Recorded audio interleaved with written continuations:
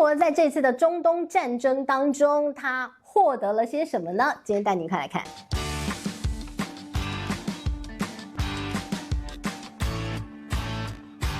嗨，大家好，我是志玉，今天想跟大家來聊聊中東危機當中中國扮演到的角色，還有到目前為止呢，最新的進展如何，觀察到了什麼？好，我們要帶您看到這一次呢，你看到了這個美國跟以色列聯手對付了伊朗，那當然引發了接下來後來可以說現在是天下大亂啊。好，但是呢，就有人講了，哎呀，你看。這一次這伊朗感覺孤軍奮戰，被欺負了，他大哥怎麼沒出來挺他嘞？那你心目中他大哥，是中國，對吧？好，但是呢，你看到了，西方有非常多的媒體就一面倒的，是不是帶風向講說，你看他大哥不挺他，你看中國拋棄他，你看，之前說什麼，這兩國之間是這個上不封頂這個夥伴關係，結果呢，你看到這個大事來了之後根本就是拋棄他不理他，然後就說形容伊朗好像是一個被拋棄的小可憐。伊朗應該不是個小可憐。好，那於是乎呢，你就看到西方媒體當然有非常多這樣的一個分析。那今天呢，我只是想跟大家理性的來大家再盤一盤，中國跟伊朗之間的關係，真的是我們過去所認定的，就是大哥帶小弟的關係。他們是在方方面面嗎？都這麼樣的緊密嗎？是這樣嗎？那中國真的在這一次沒有出手站在伊朗這邊，那他得到很大的損失嗎？可能也不一定哦。好，我們先要帶你来看到這次你看到了中國的確那除了發表了幾次的官方的言論，然後希望大家冷靜，然後呢站在伊朗這一方面是告訴美國說你不能夠這樣子去危害一個國家的主權等等等。那當然呢，這樣的一個官方言論，你也可以某種程度說它是袖手旁觀，他沒管，他的確沒管。好，那於是乎呢，你就看到大家接下來就會看到，川普也逼中國你看，這個伊朗都說了，這個封鎖了荷姆茲海峽，只有你們中國的船可以過，那你中國管一管它呀？那現在封鎖海峽，這個經濟都受到衝擊如何的，這個油價一直飆高你中國怎麼不出手等等等好，那其實呢，只有中國的船可以通行這件事情是誰說的？大家先想一想。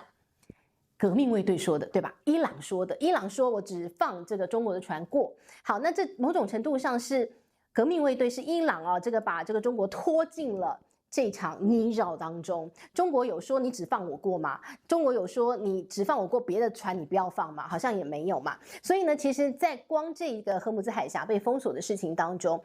中國其實也是某種程度上跟其他國家一樣，都是受害者，大家都過不了嘛。你說我只放中國的船過，那你說中國的船真的敢過嗎？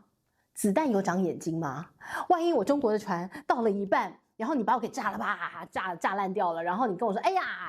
炸錯了 ，I'm so sorry， 這樣沒有人敢過的所以呢，這個沒有說什麼這個你掛某個國家的就可以這個安全通過，你掛這個不是這個就不能安全通過，沒有這回事。現在是沒有人敢過荷姆茲海峽，所以呢，你看到了這個是伊朗，可能他某種程度上他覺得，你看我這樣說了，那你中國是不是挺我？那我跟你友好，那你是不是多挺我一點？有一點这個伊朗他這個單方面這樣的一個想望在當中那當然呢，接下來大家就會等看這個川普是不是又把跟這個習近平之間的一個這個川習會，然後也拿來當成籌碼，說你看你如果不管的話，我們川習會延期好像呢跟習近平見面是一個多大的 favor 一樣所以你看到了這一些國際事件，你把它堆疊在一起看，那可能某種程度上就到最後西方媒體的結論就是，你看中國拋棄了他的盟國等等但其實呢你拉回來一點講，你如果去看當大家通常會講這個世界一盤棋，然後會覺得說美國以及美國的朋友圈，然後中國、俄羅斯以及他們的朋友圈會把他們分成兩個陣營。但是呢，其實在陣營當中，其實還是有非常複雜的外交關係，對吧？每個國家跟每個國家之間都不是那麼簡單的可以說一分為二，他們不是朋友就是敵人，也沒那麼簡單。你光說中國跟美國，你要說他們是絕對的敵人，似乎你也不能這樣理解，也是有非常多合作嘛，对吧？今天前言講很多，只是在跟大家形容說，其實我們不能夠那麼簡單的一分為二去看所有的事情。那在伊朗這件事情當中，我自己的看法是，我覺得中國看伊朗啊，當然，你在美國以外，你當然覺得中國跟伊朗可能他們在某種程度上跟美國對抗這樣的一個程度當中，他們是在同一個陣營，但在其他事項當中或許不是。所以呢，其實在中國這個立場當中，我這樣看，我去翻了過去的資料，我認為中國跟伊朗之間的關係，其實絕大多數呢可能建立在中國需要伊朗的能源，這是一個能源的一個來源地、來源國，然後再加上他們跟美國之間都有那種美國看待他們是对抗的關係，所以呢，你某種程度上好，他們被歸為同一個陣營。好，這是中國跟伊朗之間的關係，但是俄羅斯跟伊朗之間的關係就比較近似於我們剛想要理解那個大哥小弟的關係哦。所以你要說像這一次的事件衝突了、打仗了這樣的一個事件，你要去歸類說伊朗要找他大哥來幫他撐腰，我覺得伊朗也不會找中國，伊朗會去找俄羅斯。那的確你現在看到的狀況，俄羅斯挺他了，所以呢你就看到了在真正的衝突了，我被揍了，然後你看他回頭去找大哥，他找的是俄羅斯。好，所以呢我們就看到了，那中国在這樣的一個角色當中呢，中国現在呢就是官方的說法，希望你們和平。我認為啊，他希望挺伊朗，應該不能這樣說，而是他希望一個可以控制的狀況，就是他希望一個不是現在不受控的中東情勢，而是一個可受控制的中東的情勢，穩定的中東情勢，而不是去挺谁不挺誰。我自己這樣看法。好，那当然呢，我們看到了中國呢，在這一次的一個事件當中，西方媒體說啊，你看他損失了這個聲譽，損失了盟友，然後如何。但是呢，現在迫在眼前的，你看到中國即將大賺一筆，大賺什麼？鋁。好，那鋁是什麼呢？當然這一次我們看到油價一路往上飆高，然後你就突然間赫然發現說，哇，中東其實有好多的天然資源都是現在的一個現代化社會經濟進展當中各式各樣的工業產業鏈當中不可或缺。從油，然後油的一些這個天然氣，然後在開採天然氣當中的一些附加的一些氨气、氦气，然后各種，然後它可能會變成這個在這個半導體產業鏈當中的一個原物料，然後它會變成肥料的一個很重要的原材料，各種的。現在鋁也是。好，鋁是什麼？鋁其實呢，它是因為它在煉鋁的過程當中，它需要非常大量的電力。那於是乎呢，中東電力非常便宜嘛，所以呢，很多的鋁都在中東煉。好，那這一次呢，一樣，荷姆茲海峽實質被封鎖了，於是呢，現在的鋁啊，哎呀，大缺貨啊。像日本，它所有的一個鋁的來源都來自中東，它現在快要跳起來了。鋁可以做什麼用？鋁呢，它可以做這個飲料罐啊，這飲料罐頭鋁嘛，鋁罐。然後呢，它可以做這個建築業鋁門窗，對吧？哈，然後呢，它可以做這個電動車。電動車呢，這個也都是這個有很多的一些材料用鋁的，所以呢，沒有鋁了，哎呀，慘了。那中國的鋁呢？其實中國的鋁是可以自給自足的，它還可以煉哦，煉了非常多的鋁哦。好了，那過去大家知道，過去幾年你看到中國的一個經濟在走下行，所以它的鋁呢就變成供過於求，鋁的價格呢就沒那麼好，那當然就堆積庫存如山。好，那現在哎呀，好了。你們這個中東的鋁都運不出來，哎，現在剛好庫存啊，全部都會變成白花花鈔票啊，所以呢，光是這些哇，就是很多的庫存，就能夠為這個中國可以說大賺一筆。好，那當然這是你說，哎呀，那眼前蠅頭小利，沒錯，那這就是中國即將賺進口袋嘛，哦，然後再往下看，我們剛剛講說伊朗回頭去找他大哥啊，來跟他撐腰的啊，找的俄羅斯呢進來跟這個伊朗怎麼個這個互幫互忙啊？我們帶你來看，這很有意思了哦。俄烏大戰打到今天還在打。好，那記不記得那個時候？這個俄羅斯打到，哎呀不得了了哦，這個什麼都沒有，武器都沒了，彈盡快援絕了，慘了。那個時候回頭小弟來前線支援，好，伊朗呢支援他了非常多的一些無人機，那個時候的無人機呢，我們看到叫沙赫德無人機，那另外一個翻譯叫見證者系列的無人機。好，這無人機呢，其實簡單來講，它就是一個造價很便宜。大概呢2萬美元或者到5萬美元，頂多就這樣的一個造價。然後呢，它也很簡單，因為它的簡單的就是它也沒有什麼很複雜的一個東西，它全部都是用民用的零組件，它就可以組起來。然後有人形容說啊，它就是叫空中小摩托車。好，為什麼這樣說？因為它很吵。好，它是這樣子，它做的就是這樣子，大大的。然後呢，它就是用一個發射器把它給發射了之後呢，它就會按照慣慣性飛出去，它射程也沒有到非常遠，就是慣性射出去。然後呢，它這個射出去之後呢，它自己有動力。為什麼叫小摩托車？因為它上頭就裝了一個像摩托車一樣的一個這個發動機。然後呢，它被發射了之後呢，它就在空中發動機這樣啵啵啵啵啵啵，然後你就會聽到它所到之處就很吵很吵，所以叫它空中小摩托。所到之處你一定先聽到它，然後再看到它。好了，那它來了之後呢，造價也很便宜嘛，然後它就上砰就炸你。自殺式無人機，好，這個沙赫德無人機自殺型的，很便宜嘛，我就炸爛掉了嘛，我就跟玉石俱焚。好，那一開始呢，他就提供給俄羅斯，俄羅斯就拿去炸烏克蘭。好，那炸了之後覺得哇，太有用了。然後呢，這個時候烏克蘭不是用這個愛國者這個防空系統啊，美國支援他啊，然後去攔啊，就攔了之後發現，哎呀不對啊，我拿那個愛國者那個攔截的一些這個飛彈造價一顆都是1000多萬美元的，然後我去攔你那個2萬美元的，這樣對嗎？不太對吧？那於是呢，這個烏克蘭當然就開始研發各式各樣攔截這種沙赫德無人機的一些裝置哦。於是呢，哇，你看這個烏克蘭當初啊，這個被這個俄羅斯啊，這個打的這個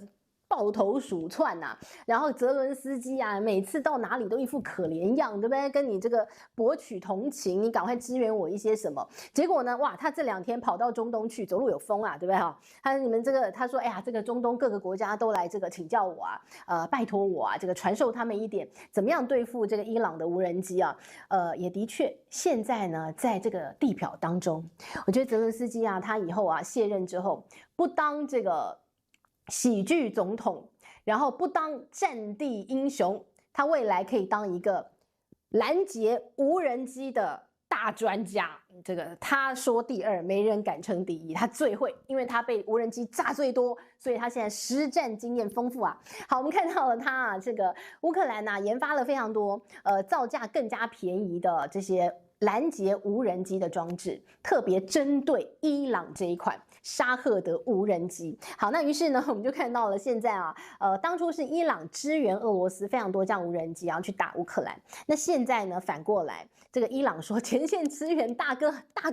現在我需要你啊，所以呢，俄羅斯就把他們當初的這一批這個無人機，因為當初這個伊朗給了很多無人機給俄羅斯，然後技術也給了，所以呢，在俄羅斯也這個產線也建起來，然後俄羅斯呢還這個佛心幫他改良，然後呢幫他加了這個導航裝置進去，所以現在這個是升級版的一個沙赫德無人機。現在俄羅斯呢又送還給伊朗，然後拿去打美國、打以色列。好，所以呢你就看到了，現在伊朗手中有很多的升級版的无人機。那於是呢，這些鄰國啊莫名其妙被流彈波及的，因為你真的要去打以色列打不到嘛，就是打美國你好大膽子不太敢嘛。然後於是呢，伊朗現在呢就騷擾他的鄰近國家嘛，對吧？然後鄰近國家都被他騷擾到爆炸，煩死了，所以大家就找澤倫斯基。你就看澤倫斯基走路有風，來了我來了。怎麼樣？想要攔截無人機嗎？哎呀，交給我。所以呢，你就看到他來了，這個到處跟人家簽哦。他現在跟阿聯酋、跟沙烏地阿拉伯，然後跟卡達，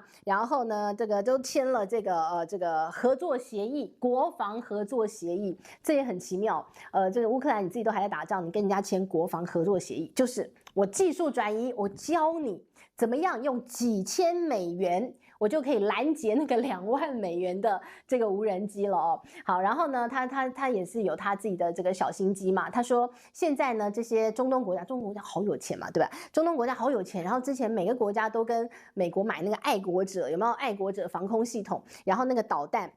防空系統當中的攔截彈哦，每一顆呢都是1350萬美元，很貴。然後你拿那1000多萬美元的，你去攔那個2萬塊美元的這個沙赫德無人機，你就不需要。所以呢，現在呢，這個澤倫斯基說這樣好了，我來幫你，我提供你這個便宜的無人機攔截裝置，你把那個愛國者啊那個攔截彈給我好不好？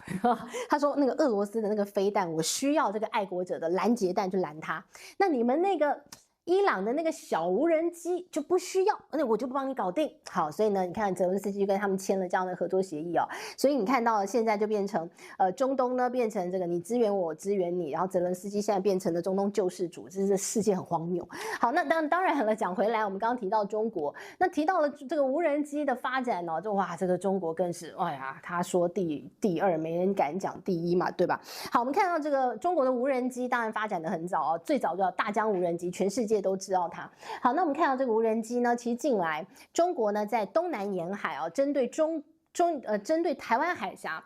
靠近台灣的地方，6個軍事基地，大概是在福建啊、廣東6個軍事基地都布了無人機。它無人機呢是用它的殲6這樣的戰機，比較老舊嘛，然後呢，它去改裝成了無人機。好，改裝成無人機之後幹嘛呢？通布在這個地方。哦，這無人機很大，跟剛那個伊朗的不一樣。伊朗那個是比較小型的，對吧？就是直接跟你玉石俱焚，我就炸爛掉。然後現在呢，中國這款我也要跟你玉石俱焚、炸爛掉，但是我的大到你沒有辦法用澤倫斯基那種幾千塊錢的裝置搞定我，沒辦法。你要攔截我，你就是得要用那種攔截彈很貴的那一種。好，那為什麼他布了這麼多殲6戰機退役下來，他把它改裝成無人機呢？現在美國的一份報告就說了，那到時候如果真的兩岸終須一戰啊，他第一波就會出動這樣的一個無人機，然後呢把這個台灣的一些空中防禦系統呢全部都把你消耗掉。然後他說到時候的想象會是有這樣的無人機，然後可能也會有那種小型的無人機，蜂巢式的大批量的來，然後可能呢也會有這個戰機，可能也會有飛彈，然後到時候呢，你看這些我剛剛講了一大堆嘛，戰機啊、飛彈啊、小型的無人機啊、大型的無人機啊、快的無人機、慢的無人機，各種的來，哇，那會變成防空系統當中的一場噩夢，因為呢，同時間